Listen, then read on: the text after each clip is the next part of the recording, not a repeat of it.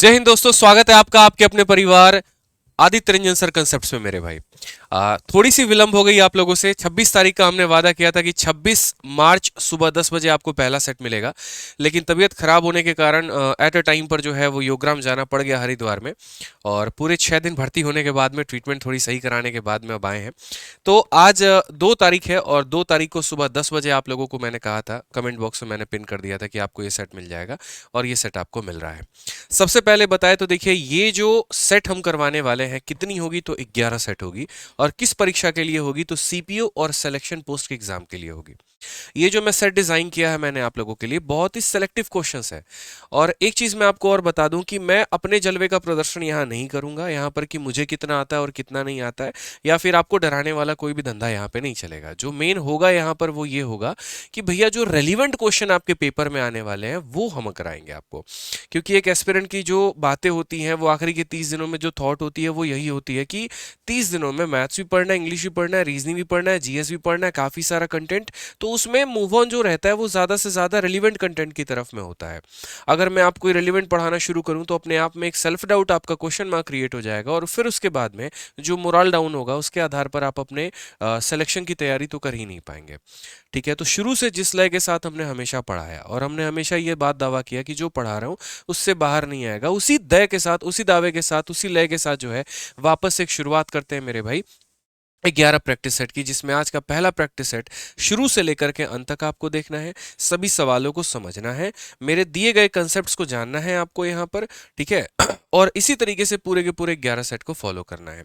ठीक है, वीडियो को शुरू करने के पहले मैं आपको मेरे भाई बता दूं, कंप्लीट सीपीओ वॉरियर की किताब हमने आप लोगों के लिए फ्री कर दी है, और ये आप डाउनलोड कर सकते हैं हमारे अपने Telegram maths by Aditya Ranjan से, जहां पर 10,53,000 लोग जो हैं जुड़े हुए हैं। और इन्होंने यहाँ पर लगभग जो हमारी सीपीओ की ये कंप्लीट किताब है वो मैंने आप सभी के लिए फ्री कर दी है, और 3,36,000 बच्चे इसको डाउनलोड कर चुके हैं, जो हमारी सीपीओ वैरियर की किताब है। ठीक है, पूरी की पूरी किताब अपडेट करके मैंने आप लोगों के लिए फ्री पीडीएफ दे दिया है, आप इसे डाउनलोड करिएगा और क्वेश्चंस की प्रैक्टिस इससे करिएगा। तो एक तरफ हम जो पढ़ाएंगे वो कंसेप्ट आपको यहाँ से मिलेगा, और क्वेश्चंस आपको हमारे टेलीग्राम से मिल जाएंगे। तो पहला सवाल यहाँ पर ये बोला गया है कि which one of the following number leaves a remainder equal to the highest common factor of 6, 8 and 9 when divided by 6, 8 and 9।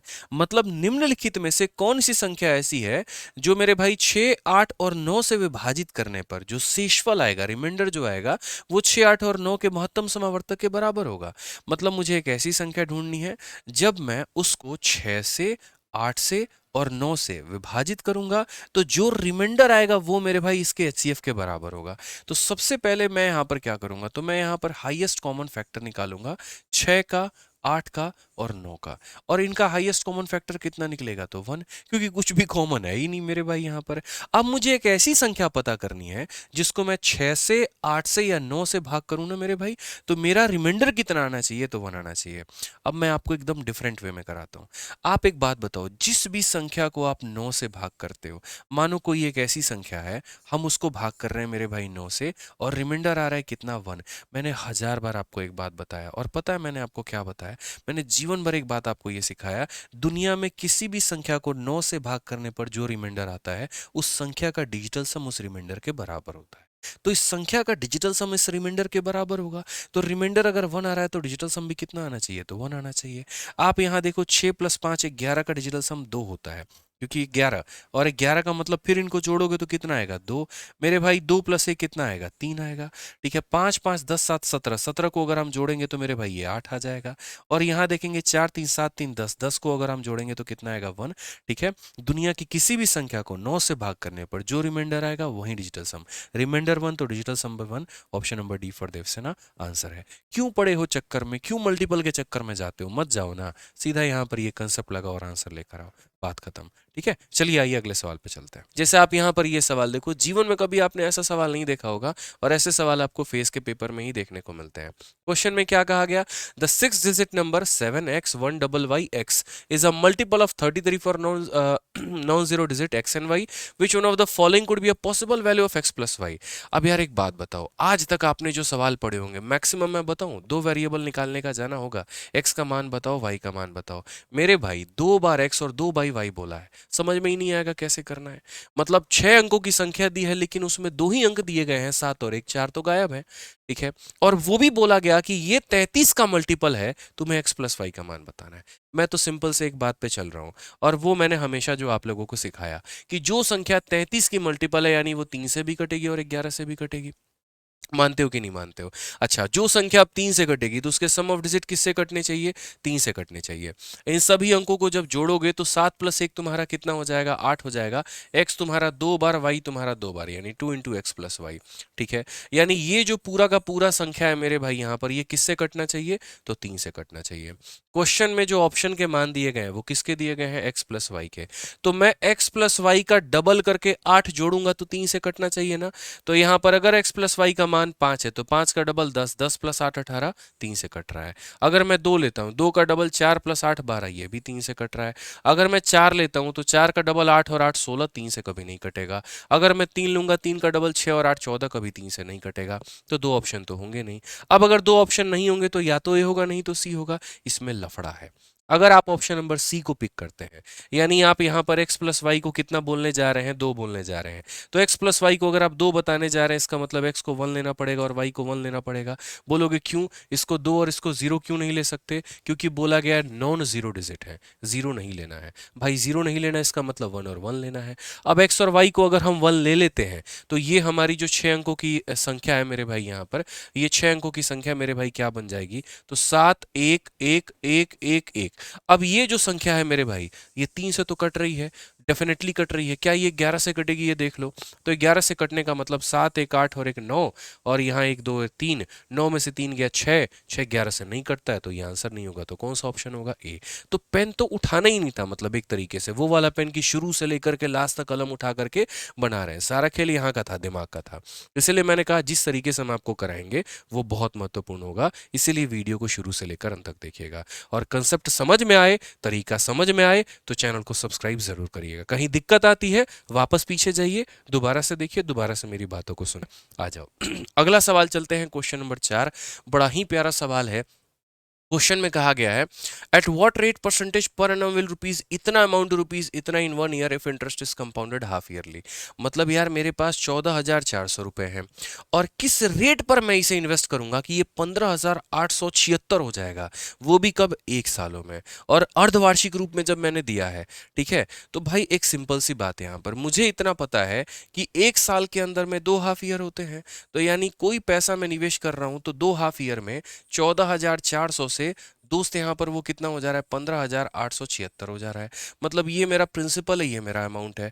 जीवन भर मैंने एक ही बात सिखाया, रेट जब भी निकालना हो रेशियो का सहारा लेना। Ratio is the best method.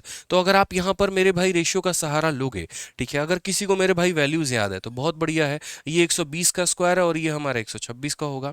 लेकिन अगर मान लीजिए आपको नहीं याद है, आप कट करके कर सकते हैं। किसने रोका है आपको? आप 4 से काट लीजिए। 4 से अगर आप काटेंगे तो 3 बार में 12 होगा, 6 बार में होगा 3600 आ जाएगा। आप 4 से काटिए, 3 बार में 12 आ गया, और उसके बाद 9 बार में 36 आ गया, 24 हो गया मेरे भाई, फिर 9 बार में आ गया। अगर आप और काटना चाहते हैं कि नहीं नहीं हम इसे और काटते हैं, आप काटो। देखते हैं 36 से कितनी बार में? 100 बार में। क्या ये 36 से कटेगा एक बार में? 36? नहीं नहीं नहीं, 36 से नहीं कटेगा, तो हम इसे 9 से काट लेते हैं। अगर हम 9 से काटेंगे, 9 से नहीं कटेगा। 3 से अगर हम काटे तो 3 से हम काटते हैं 12 बार में, 3 से काटेंगे 1 3 2, ठीक है, और फिर 3 हमारा। क्या हमारा और इसे हम काट सकते हैं? 3 से हम काट सकते हैं, 3 3 बिल्कुल 3 से हम काट सकते हैं मेरे भाई 400 बार में, 4 बार में, 4 बार में, इतनी बार में। तो 2 हाफ ईयर में 400 रुपए कितना बन जाता है? 441। तो 2 बार से 1 बार में आने के लिए मुझे क्या करना होगा? Under root. तो अगर मैं इसका अंडर रूट करूंगा तो 20 मिलेगा, और इसका अंडर रूट करूंगा तो 21 मिलेगा। कितने का रेट ब्याज? 1 रुपए का। 1 का ब्याज जनाब 20 के ऊपर में इंटू कितना करेंगे? तो 100 करेंगे। तो यहाँ पर रेट कितना आएगा? 5%, और तुरंत आप टिक कर देंगे 5%। और यही वो वक्त था जब आपने अपने जीवन की सबसे बड़ी गलती की थी, क्योंकि आपने आंसर 5% दिया था। भाई साहब ये जो रेट निकला है ना, ये किसका रेट निकला है? हाफ ईयर का। और क्वेश्चन में कौन सा रेट पूछा है? तो रेट परसेंटेज पर एनम। तो सही से फोकस करो। अगर आधे साल का रेट तुम्हारा 5% है तो पूरे साल का रेट कितना होगा? 10%। ये हमारा करेक्ट आंसर होगा। तो रेट निकालने के लिए सबसे बढ़िया जो मेथड होता है वो होता है रेशियो मेथड। आप रेशियो मेथड लगाइए, अपने सवालों का उत्तर पाइए। आइए चलिए अगला सवाल यहां देखते हैं। अगला सवाल जो है बड़ा प्यारा सवाल है। क्वेश्चन में यहां पर कहा गया कि 36,000 रुपए पर 40% की दर से 3 वर्षों के बाद में प्राप्त साधारण ब्याज और चक्रवृद्धि ब्याज दोनों का सम बताओ। मतलब हमने मिश्रा जी को 36,000 रुपए दिए और वो भी 40% के आधार पर दिए, और मैंने कहा मिश्रा जी बताइए इस पर जो साधारण और चक्रवृद्धि दोनों निकालिए और दोनों का जोड़ करके बताइए कि कितना पैसा मिलेगा। मिश्रा जी ने कहा सर आपका सक्सेसिव वाला मेथड लगाएंगे, हमारा उससे उत्तर आ जाएगा। क्योंकि देखिए हमें जो बताना है वो क्या बताना है कि कितना ब्याज मिल रहा है, तो हम यहाँ पर परसेंटेज मेथड का सहारा लेते हैं। हम ये देखते हैं एसआई और सीआई हमें कितना मिलेगा।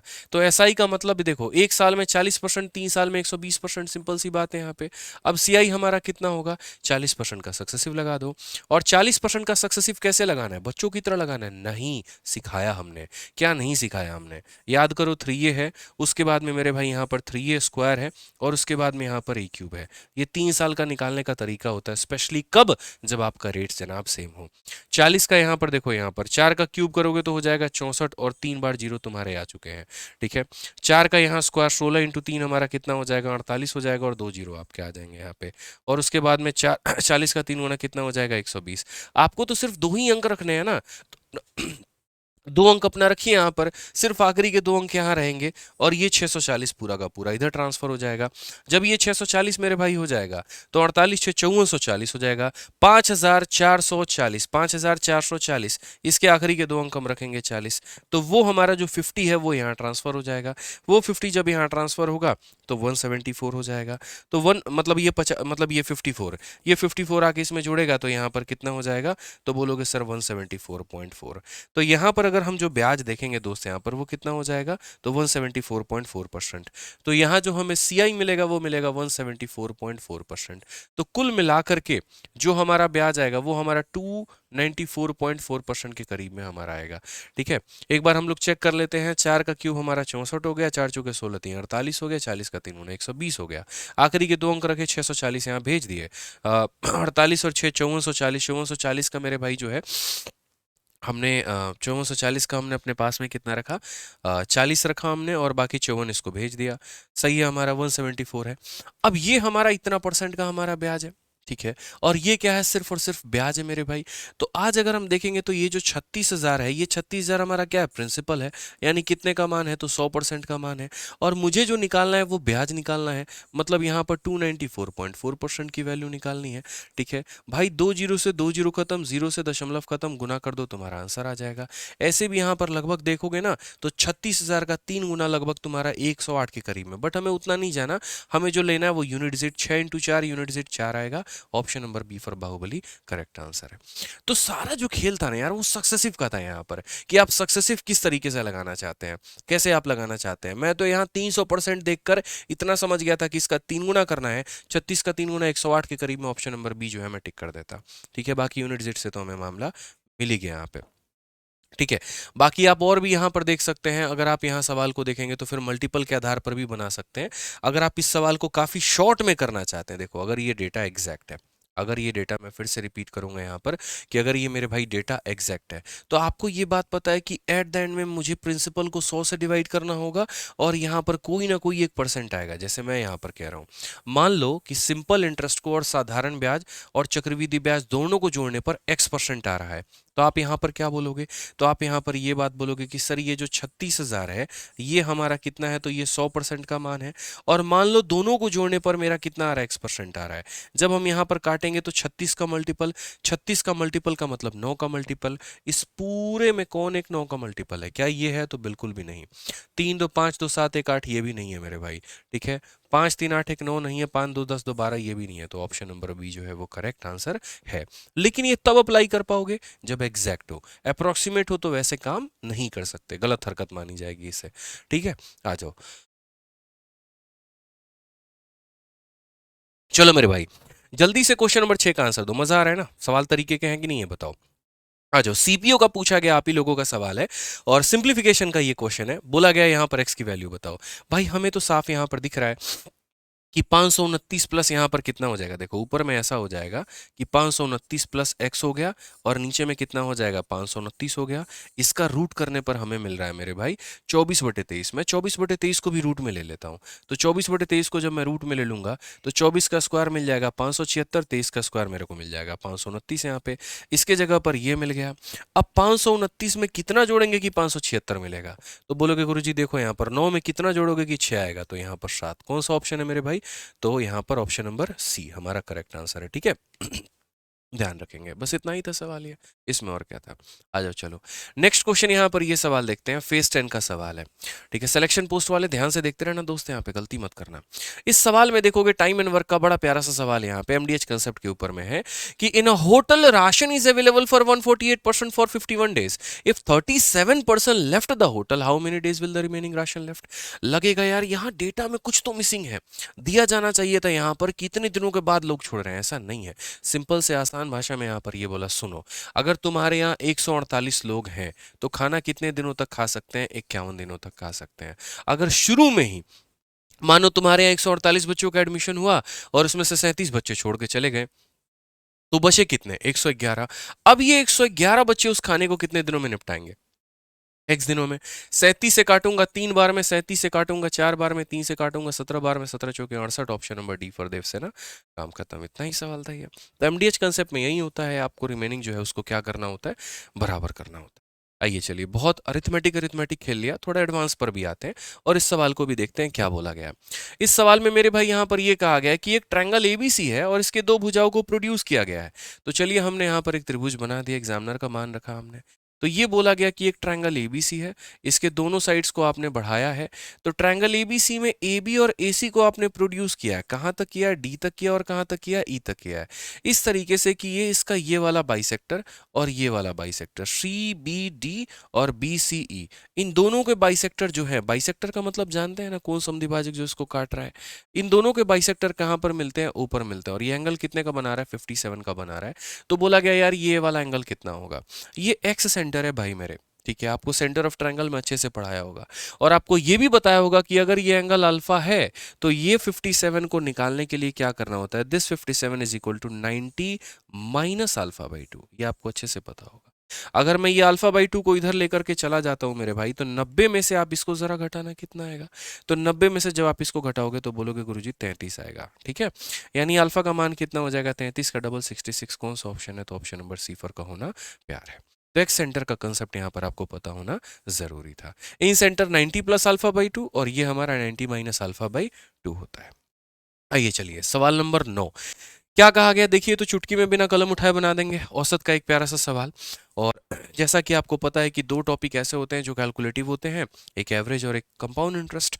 ठीक है हालांकि इसमें कोई कैलकुलेशन नहीं है, मजे मजे में आप इसे कर सकते हैं। क्वेश्चन में बोला गया है the average of 45 number was found to be 39, later it was detected that a number 65 was misread as 56, find the correct average of the given number. यहाँ हमारे मिश्रा जी जो है क्लास में 45 बच्चों का औसत निकालने गए और औसत निकाला तो 39 निकल के आया। ठीक है लेकिन बाद में पता चला यहाँ पर कि एक नंबर जो था जिसको मेरे भाई later on it was detected that a number 65 was misread as 56, Mishra ji किसी के ख्यालों में खो गए और जो 65 डेटा था एग्जैक्ट यहाँ पर, उसके जगह पर उन्होंने गलती से कितना पढ़ लिया, 56 पढ़ लिया, और जिसके कारण उनका औसत कितना आ गया, तो 39 आ गया।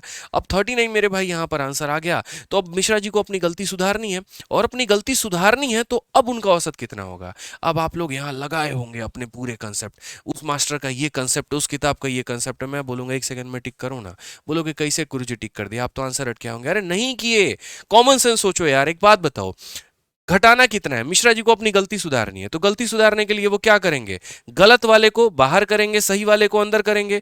गलत वाला कौन सा है, 56, सही वाला कौन सा है, 65। इस क्लास से 56 किलो का व्यक्ति बाहर जा रहा है और 65 किलो का व्यक्ति आ रहा है।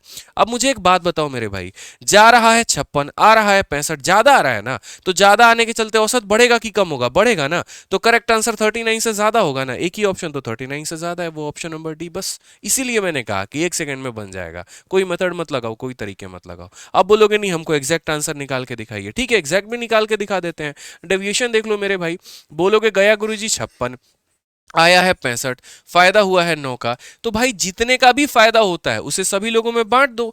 तो 9 का फायदा 45 लोगों में बांट दो। तो बोलोगे 1/5, 1/5 का मतलब 0.2, यानी 0.2 का फायदा 39 में 0.2 जोड़ेंगे 39.2 आ जाएगा। ठीक है, मैं तो बोलता हूँ ये सब तरीके बाद में लगाओ, पहले कॉमन सेंस लगाओ। ठीक है, कॉमन सेंस है तो ठीक है, नहीं है तो कोई बात नहीं, वो चल जाएगा, आ जाएगा कुछ टाइम पे। ठीक है, आ जाओ। क्वेश्चन नंबर 10 देखो यहाँ पर क्या बोला गया। एक और बड़ा प्यारा सवाल डिस्काउंट का, और दिया गया है ढंग का कैलकुलेशन यहाँ पे, क्योंकि पेपर किसका है, सिलेक्शन पोस्ट। और एक और चीज बता दे, ये जो दो सेट्स की आप तैयारी कर रहे हो ना, सीपीओ और सिलेक्शन पोस्ट, भाई साहब इनके सवाल है ना सीजल से भी टॉप लेवल के होते हैं। ये समझ लो इनके प्री के सवाल और सीजल के मेंस के सवाल मैच करके देखो तो बराबर मिलेंगे आपको। ठीक है ना, तो जिसने इस लेवल की तैयारी कर ली तो उसका ऑटोमेटिक यहाँ पर सीजल की तैयारी हो रहा है। तो माइंडसेट ये बना करके चलना कि अगर सीजल का भी पेपर दे रहे हो तो भी आदित्य सर की ये सीरीज जो उन्होंने चलाई है 11 सेट वाली, ये करनी जरूरी है यहाँ पे। इसलिए मैंने कहा कि चैनल को सब्सक्राइब करके जुड़ जाना, और जितने कंसेप्ट बताऊंगा सीखना, नहीं आए बैक करके जाना, नहीं आए कमेंट करके मेरे को बताना, मैं दोबारा बताऊंगा। लेकिन मेरे भाई यहाँ पर सीखना जरूरी है, सब जानना जरूरी है। क्वेश्चन नंबर 10 को देखो क्या कहा गया। शोमेश एक शॉपकीपर है जो दो तरह के डिस्काउंट देता है अम्ब्रेला पे। दुकान मतलब जो छाते की कीमत है वो 560 रुपए है। पहला डिस्काउंट उसने 17% का दिया, दूसरा उतने कितने का दिया पता नहीं, और इसके कारण वो वस्तु जाकर के बिकी है 420 में। मैं पूरे क्वेश्चन का भावार्थ बता देता हूं। जैसे ये 560 का है, दो डिस्काउंट दिया, पहला 17, दूसरा एक्स, और उसके बाद में यहाँ पर ये बिका है 420 का। दूसरा वाला बताओ। आप तो बोलोगे गुरुजी बड़ा आसान है, नहीं है आसान। ठीक है, कैलकुलेशन में फंस के रह जाओगे, सही तरीका नहीं पता हो तो। आप यहां पर देखो ये था कितने का और ये बिका कितने का। तो अगर काटोगे 140 से तो 4 बार में, और 140 से काटोगे 3 बार में। 4 रुपए का सामान 3 रुपए में बिका, यानी 1 रुपए का डिस्काउंट 4 रुपए के ऊपर में, यानी टोटल डिस्काउंट है 25% का। तो अगर हम दोनों डिस्काउंट को कोलैबोरेट करेंगे, पहले डिस्काउंट को भी कोलैबोरेट करेंगे, दूसरे को भी कोलैबोरेट करेंगे, तो टोटल मुझे क्या मिलेगा, टोटल मिलेगा 25%। 25% का मतलब यहाँ पर 4 रुपए के सामान को कितने में बेचा गया है, 3 रुपए में बेचा गया है। तो पहले डिस्काउंट का रेशियो यहां लिखो, दूसरे का रेशियो यहां लिखो, और ये तुम्हारा क्या हो जाएगा मेरे भाई, फाइनल। कि यहां पर फाइनल में 4 रुपए के वस्तु को 3 रुपए में बेचा गया है। अब पहला डिस्काउंट तुम्हारा कितना है, वो है मेरे भाई 17%। 17% का मतलब 100 रुपए में 17 रुपए माइनस कर दोगे तो आ जाएगा 83। अब आपको बहुत बढ़िया तरीके से क्रॉस मल्टीप्लीकेशन मेथड मैंने पढ़ाया। अगर तुम्हें फर्स्ट दिया और तुम्हें फाइनल दिया हो और बीच की वैल्यू निकालनी हो, कैसे करोगे, क्रॉस मल्टीप्लाई। क्रॉस मल्टीप्लाई कैसे करोगे, यहाँ पर ये देखो। तो बोलोगे गुरुजी यहाँ पर आएगा, यहाँ पर 4 × 83, और यहाँ पर आएगा 3 इंटू कितना हो जाएगा, 3 × 100 हो जाएगा। बच्चों वाली हरकतें आ रही है, 3 से 25 बार में कटेगा। यानी ओवरऑल अगर आप देखोगे तो बोलोगे सर 83 रुपीज का आइटम है, 75 पे बेचा है। भाई कितने का डिस्काउंट तुमने दे दिया यार, तो बोलोगे गुरुजी हमने 8 रुपए का डिस्काउंट दिया है। कितने के ऊपर में दिया है, तो 83 के ऊपर में दिया है। ठीक है, यहाँ पर इंटू कितना हो जाएगा, तो 100%। अब कहीं ना कहीं मेरे भाई इसका 10% 8.3 होता, लेकिन ये 8.3 से कम है, तो 10 से थोड़ा सा कम कौन सा ऑप्शन है, बी है। काहे गई कैलकुलेशन में तुम उतना क्यों डिवाइड करोगे यार, कॉमन सेंस की सेंस लगाओ। मैंने कहा ना, वो है तो लगाओ, नहीं है तो मेरी वीडियो देखो, बस ये वाली बात है। इसका 10% 8.3 होता है, 8.3 से 8 है, मतलब थोड़ा कम है, यानी ऑप्शन नंबर बी आंसर होगा। पेपर में जनाब यही दिमाग लगाना होता है और कुछ नहीं। ठीक है, आइए अलजेब्रा पर चलते हैं और थोड़ा अलजेब्रा के सवालों को देखते हैं। एक सवाल मैंने कहा ना, देखोगे तो लगेगा बन जाएगा, बट नहीं बनेगा, ये मैं बोल रहा हूं। ठीक है ना। अब ये सवाल आपके पेपर में आया कि x² - x की वैल्यू 17 है, आप हमें इसकी वैल्यू बताइए। अब यार देखो, उल्टे सीधे ट्रिक तो पढ़ा दूंगा, कुछ भी पेपर में पता चले प्रेशर में अप्लाई ना कर पाओ, क्या फायदा। क्योंकि पेपर में आपको भी ये बात पता है 17 × 2 34 नहीं होता है, 35 आता है, और वो भी बार बार गुना करके जोड़ने पर भी देख लो वहां पे। तो उस केस में है ना, फर्जी तरीके लगा के मत जाओ। कई बार बेसिक ही जड़ होता है, उसे सीखना जरूरी होता है। कई बार ट्रिक्स काम आ जाते हैं। ठीक है, अब यहां पर मैं ये बोल दूं नहीं वो वाला संख्या देख लो या वो वाला ऑप्शन देख लो, दो जोड़ने पे परफेक्ट स्क्वायर हो जाए, ये वो वाला क्वेश्चन नहीं है कि दो जोड़ के देख लिए और परफेक्ट स्क्वायर बना लिए। इसमें थोड़ा अपर लेवल का दिमाग लगाना पड़ेगा, मीन्स लेवल का क्वेश्चन है। तो अक्सर ऐसे सवालों में क्या होता है, जो पूछा गया होता है उसी को मान लेते हैं कुछ। जैसे मानो x+7 पूछा है, आप x+7 को जनाब मान लो ना भाई, कोई दिक्कत है। तो यहाँ से x की वैल्यू कितनी निकल के आ जाएगी, y-7 निकल के आ जाएगी। अब x की वैल्यू y-7 निकल के आ जाएगी, तो यहाँ पर इसके अंदर में वैल्यू रख दो यार। ठीक है, x वाला ये पहला वाला इक्वेशन में यहाँ रख दो। तो x की वैल्यू y-7 है, तो बोलोगे गुरुजी यहाँ पर y-7 का होल स्क्वायर माइनस यहाँ पर y-7 बराबर है किसके, 17 के। इसमें रख दिया हमने वैल्यू। ठीक है ना, यहाँ पे x की वैल्यू हमने रख दी। अब ये बोलोगे सर यहाँ देखो y² है, प्लस यहाँ पर 49 है, माइनस यहाँ पर 14y है। यहाँ पर माइनस वाई है, प्लस का हमारा 7 हो गया और ये बराबर हो गया 17 के। अगर हम देखेंगे तो वाई स्क्वायर हो गया, माइनस हमारा 15 वाई हो गया और प्लस हमारा कितना हो गया 39 हो गया, बराबर हो जाएगा किसके 0 के। अगर मैं इसमें वाई का भाग लगा दूं दोस्त यहाँ पर और भेज दूं तो यहाँ पर वाई हो जाएगा, यहाँ पर कितना हो जाएगा 39/वाई हो जाएगा और ये हमारा कितना हो जाएगा 15 के बराबर। अब बोलोगे इसका क्या कर लिया आपने, अरे क्या नहीं किया हमने, ये हमसे पूछो। भाई साहब, ये x+7 को आपने y ही तो माना है और y माना है, तो यहाँ पर अब आपको निकालना क्या है वो देखो, वाई स्क्वायर, और यहाँ पर क्या निकालना है 39 का स्क्वायर, और नीचे हमारा कितना है वाई स्क्वायर। और जब भी आप इस वैल्यू को निकालोगे ना तो इसके लिए इसका बेस निकालना जरूरी है। मैं हमेशा बोलता हूँ, स्क्वायर निकाल रहे हो, क्यूब निकाल रहे हो, कुछ भी निकाल रहे हो, उसका बेस निकालो, उसका बेस तो निकल के आ गया और वो ये निकल के आ गया, मतलब मुझे इसी का अब स्क्वायर करना होगा, तो यहाँ पर ये आंसर आ जाएगा। तो चलिए हम इसका स्क्वायर करते हैं। यहाँ पर इसका स्क्वायर करेंगे तो इतना मिलेगा, यहाँ पर स्क्वायर करेंगे तो मेरे भाई यहाँ पर इतना मिलेगा, ठीक है। और यहाँ पर क्या होगा, तो N square minus 2 × a × b, याद रखना एन स्क्वायर -2 तब करते हैं जब कॉफिशिएंट सेम हो, और एन स्क्वायर -2a भी तब करते हैं जब कॉफिशिएंट सेम ना हो। तो यहां पर हो जाएगा 2 × a × कितना हो जाएगा b यहां पर। तो 15 के स्क्वायर में से 78 घटाना है, 15 का स्क्वायर 225 होता है और 78 अगर हम घटा देंगे तो यहाँ पर मेरे भाई कितना आ जाएगा, तो 100 यहाँ पर कितना हो जाएगा 17। ऑप्शन नंबर जो है मेरे भाई सी जो है बिल्कुल करेक्ट आंसर। एक बार देख लेने दो यहाँ पर, ठीक है, 15 से 8 7 आपका, ठीक है, और 11 4 मेरे सॉरी 147, ऑप्शन नंबर जो डी है वो हमारा करेक्ट आंसर है। तो इस तरीके से हमें यहाँ पर ये सवाल को देखना था और बनाना था बेसिक तरीके से, ठीक है। आ जाइए, चलिए नेक्स्ट क्वेश्चन की अगर हम बात करें यहाँ पर, क्वेश्चन नंबर 12, ये तो मुझे लगता है आप लोग उड़ा के फेंक दोगे यार, बट फिर भी चलो देख लो। जब भी ऐसा सवाल मेरे भाई आ जाए यहाँ पर, बोला जाए यहाँ पर कि एलसीएम बताओ, एचसीएफ बताओ, जो भी बताओ, अगर एलसीएम बोल रहा है तो ऊपर वाले का एलसीएम, नीचे वाले का एचसीएफ, अगर एचसीएफ बोल रहा है तो ऊपर वाले का एचसीएफ, नीचे वाले का एलसीएम। इस सवाल में फ्रैक्शन दिया गया और बोला गया इन पूरे का एलसीएम बताओ, तो एलसीएम का मतलब ऊपर वाले का क्या लेंगे एलसीएम, मतलब ऐसी बड़ी से बड़ी संख्या जो सबसे कट जाए, वो कौन है, तो 36। आप यहाँ पर देख सकते हैं मेरे भाई, 36 के अलावा और क्या ले सकते हैं, 18 नहीं होगा मेरे भाई, ठीक है ना, क्योंकि देखो 1 3 और 9 का तो एलसीएम 9 ही हो जाएगा, 9 और 4 का एलसीएम कितना होगा 36, तो यानी ऊपर में कितना आएगा 36।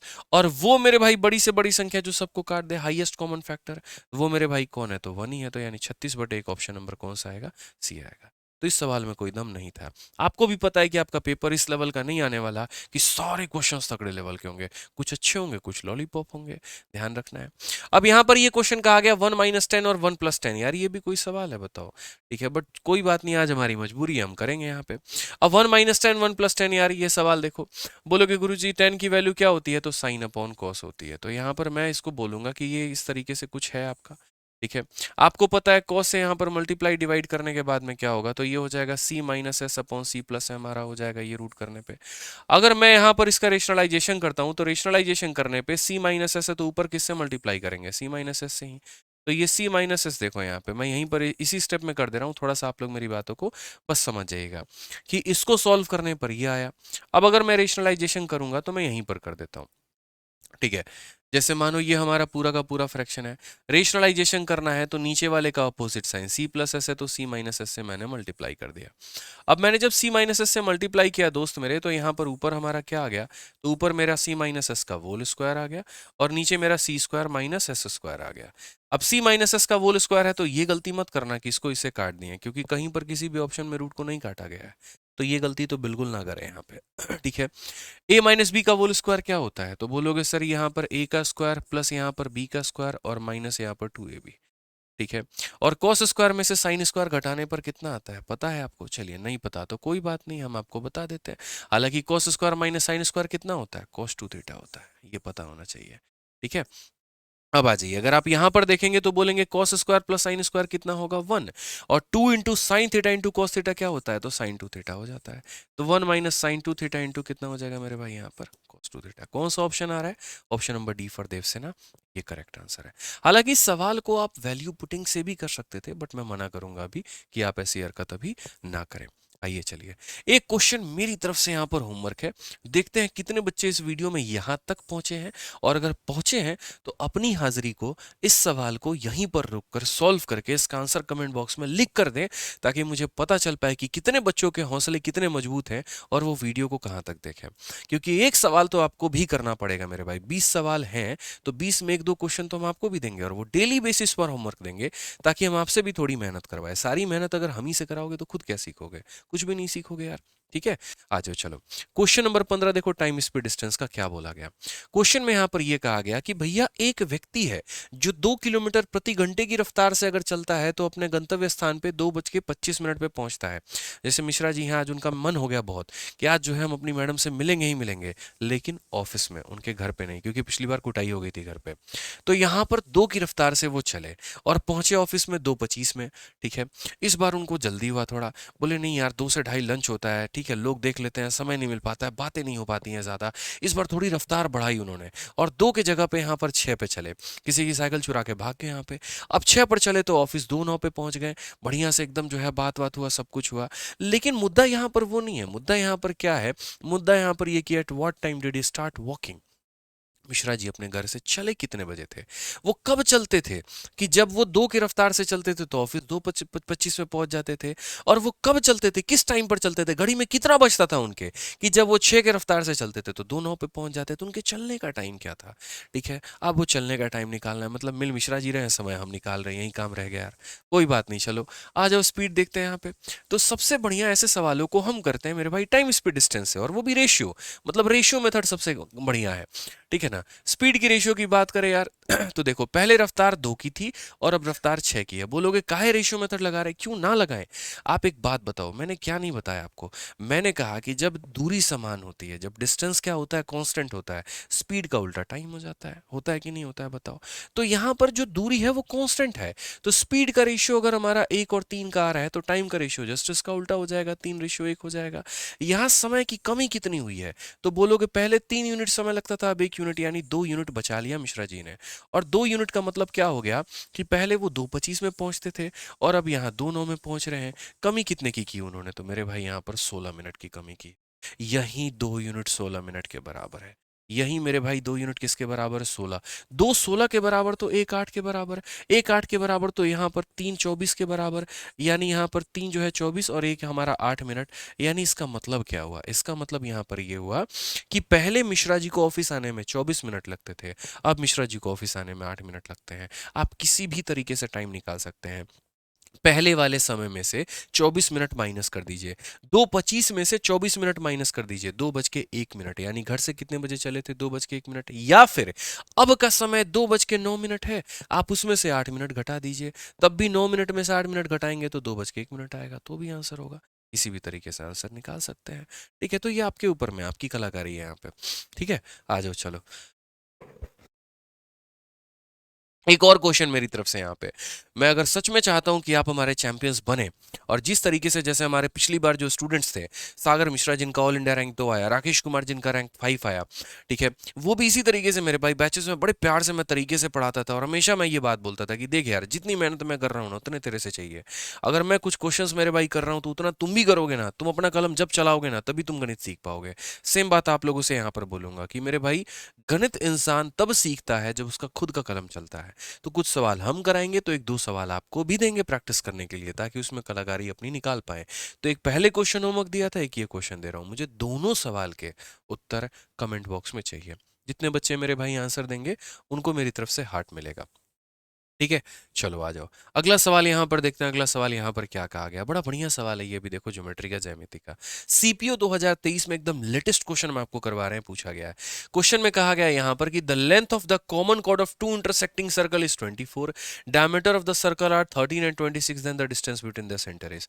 कहने का मतलब, दो सर्कल हैं, दो वृत्त हैं, एक दूसरे को ऐसे प्रतिच्छेदित कर रहे हैं मेरे भाई, मतलब काट रहे हैं, और जो इनकी कॉमन जीवा है यहाँ पर उसका जो मान दिया गया है वो 24 दिया गया है, और इनकी त्रिज्या जो है मेरे भाई यहाँ पर वो कितना कितना होगा, तो व्यास हमारा 30 और 26 का है, तो त्रिज्या उसकी आधी यानी 15 की होगी और इसकी आधी मेरे भाई 13 होगी।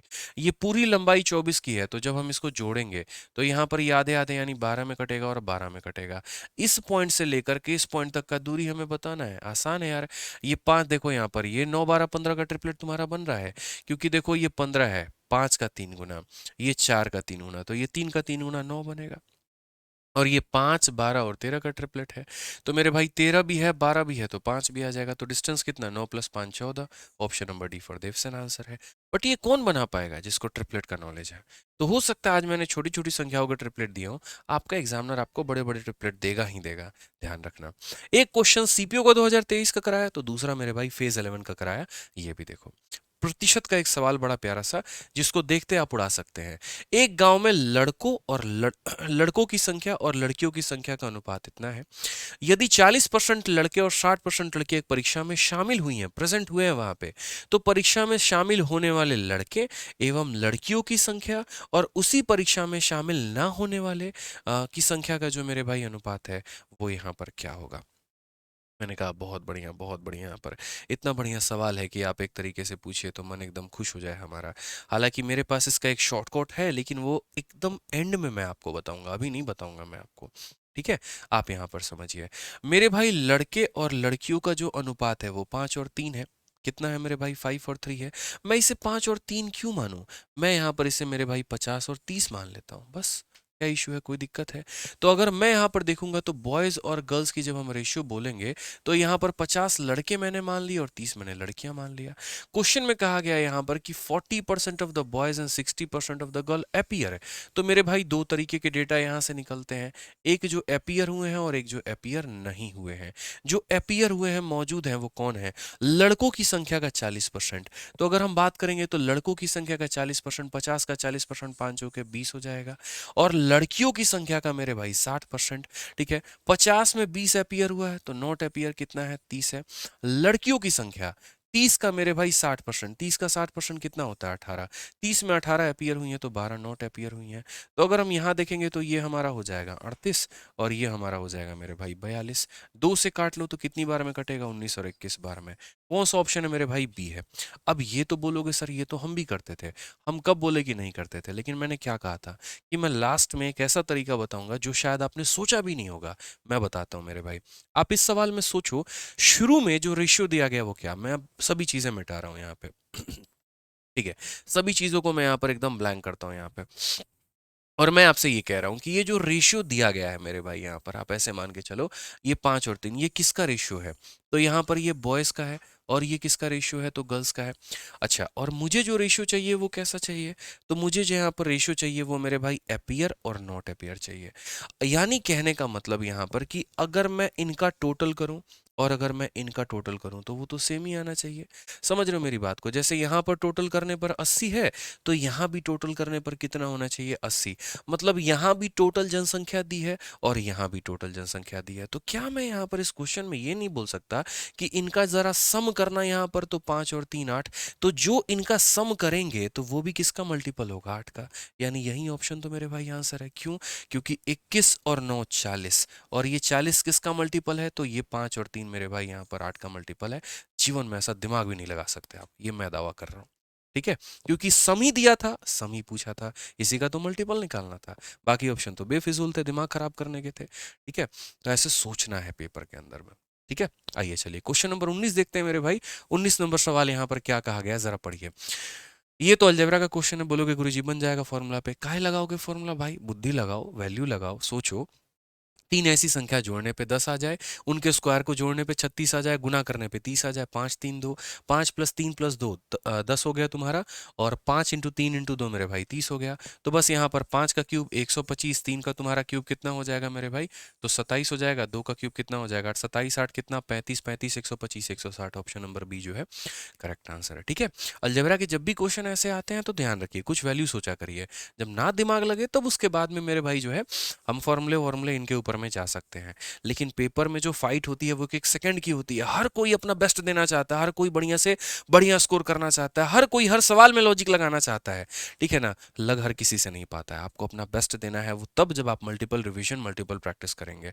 तो सवाल तो मैं करवा रहा हूँ, प्रैक्टिस कहाँ से करनी है दोबारा से बता रहा हूँ, और प्रैक्टिस आपको अपने सीपीओ वॉरियर वाले किताब से करनी है जो हमने टेलीग्राम पर आपको दी है। फिर से रिपीट कर देता हूं मेरे भाई, पढ़ा मैं यहां से रहा हूं, यहां से ये करना 2023 में सीपीओ के जितने सवाल थे एटलीस्ट वो तो बनाकर जाना, चाहे पीछे के बना पाओ या ना बना पाओ। मार्केट में जो किताबें भी खरीदोगे ना उनमें 2023 के क्वेश्चन नहीं है, और हमने 2023 के क्वेश्चन दोनों भाषा में टाइप करवा करके विद सॉल्यूशन आपको फ्री में दे रखा है। तो इससे बढ़िया और क्या चाहिए। करना क्या है, आपका अपना टेलीग्राम मैथ्स भाई आदित्य रंजन ज्वाइन करिए, डिस्क्रिप्शन में लिंक है, किताब डाउनलोड करिए और 23 के सारे सवाल लगा के जाइए। बात मानिएगा मेरी, तभी नंबर मैथ्स में पूरे आएंगे, ध्यान रखिएगा। आइए वाइंड अप करेंगे एक अच्छे और बढ़िया सवाल के साथ जो सोच को थोड़ा हिला के रख दे।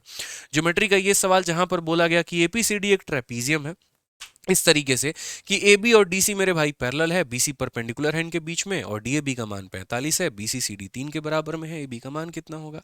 कई बच्चों को तो लगेगा सवाल पढ़ने के बाद में यार ये तो गलत सवाल है, ऐसा नहीं हो सकता। ऐसा नहीं है, बनाने का तरीका होना चाहिए। ट्रेपीजियम का मतलब ये होता है कि दो तुम्हारी रेखाएं क्या होनी चाहिए, तो समानांतर होनी चाहिए, ठीक है।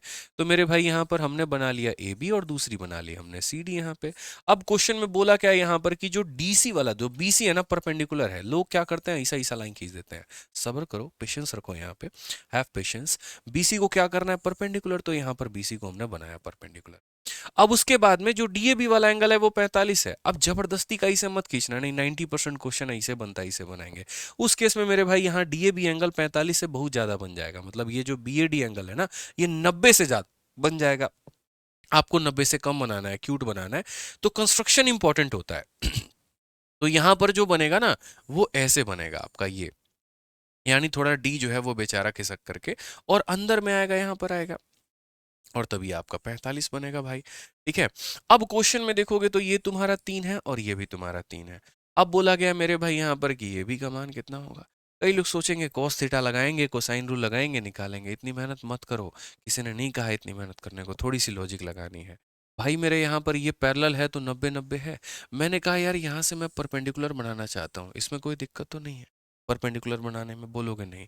अगर परपेंडिकुलर बना दिया मेरे भाई तो ये क्या बन जाएगा, स्क्वायर, क्योंकि जिसका दो एंगल 90 था एक और 90 आ गया, 3 मेरे भाई हो गए। जब मियाँ बीबी राजी तो क्या करेगा काजी, वही वाली बात है। 3 90 हो गए तो चौथा क्यों नहीं होगा, और हो गया तो ये क्या बन जाएगा, स्क्वायर, क्योंकि लेंथ और ब्रेथ समान है। तो ये 3 है और ये 3 है, तो ये भी हो जाएगा 3, ये भी हो जाएगा 3। बट मामला यहीं पर नहीं निपटता है, मामले में मेरे भाई अभी यहाँ पर और बात ही है, ठीक है। कोई बात नहीं, केजरीवाल जी फोन का पासवर्ड नहीं बता रहे हैं, कोई दिक्कत नहीं, यहाँ पे हम इसको अनलॉक कर लेंगे। कैसे करेंगे यहाँ पर, ये देखिए आप यहाँ पर समझिए इस बात को, ये हमारा है ये 90 है, ये 45 है, तो ये भी हमारा कितना हो जाएगा 45 हो जाएगा। और जब यहाँ पर मेरे भाई जो है ये दोनों कोण बराबर हो जाएंगे तो दोनों भुजा बराबर, तो ये हमारा 3 है तो ये भी हमारा कितना हो जाएगा 3 हो जाएगा। ए बी ही तो पूछा था, तो ए बी पूछा था तो 3 और 3 कितना हो जाएगा, तो 6 हो जाएगा। मजा तब आता जब ये हमसे ए डी पूछ लेते हैं, क्योंकि उस केस में 3 और 3 होता तो ये कितना हो जाता 3√2 हो जाता। तो हर चीज बता सकते हैं, बस यहाँ पर इसका इस्तेमाल करना है, तो ध्यान रखिए। तो ये मेरे भाई हमारी तरफ से था पहला प्रैक्टिस सेट, और मैंने क्या कहा सवाल हम वो कराएंगे जो लॉजिकल होंगे और जो आपके पेपर में आएंगे। अब आपको क्या करना है, इस वीडियो के कमेंट बॉक्स को एकदम धुआं धुआं की तरफ फैला देना, इतना मतलब इतना बमबारी करना अपने कमेंट का यहाँ पर कि मेरे भाई कमेंट बॉक्स ऐसा लगे ना कि पूरा हिल सा जाए एकदम। और क्या करना है कमेंट कि सच में वीडियो कैसा लगा, दिल से बताना है यहाँ पे, ठीक है। अच्छा लगा, बहुत अच्छा लगा, कैसा लगा, समझ में आया, कितना आया, क्या इंप्रूवमेंट आप और यहाँ पर चाहते हैं आप मेरे को वो भी बताएं। 7 दिन एडमिट होने के बाद में अब यहाँ पर थोड़ा स्वस्थ महसूस कर रहा हूँ और एनर्जी बहुत ज़्यादा है मेरे भाई, करने की चाहत हमेशा पहले भी ज़्यादा थी, आज भी ज़्यादा है। कहते हैं ना कि स्काई इज़ द लिमिट, तो मैं उसके ऊपर भी जाना चाहता हूँ और आपको भी ले जाना चाहता हूँ, ठीक है। मिलकर मेहनत करेंगे और सीपीओ और सिलेक्शन पोस्ट में अपनी एक नौकरी प्राप्त करके रहेंगे मेरे भाई, ठीक है ना। हमेशा वो बात बोलते हैं ना, सेलेक्टेड हैं सिलेक्शन दिलाएंगे, इंस्पेक्टर हैं इंस्पेक्टर बनाएंगे, तो बस वाली बात है, मिलकर मेहनत करेंगे और सिलेक्शन लेंगे। तो वीडियो कैसी लगी कमेंट बॉक्स में ज़रूर बताइएगा। विदा लेते हैं मेरे भाई दोस्त यहाँ पर, ठीक है। वीडियो को लाइक और चैनल को सब्सक्राइब जरूर करें। धन्यवाद, थैंक यू।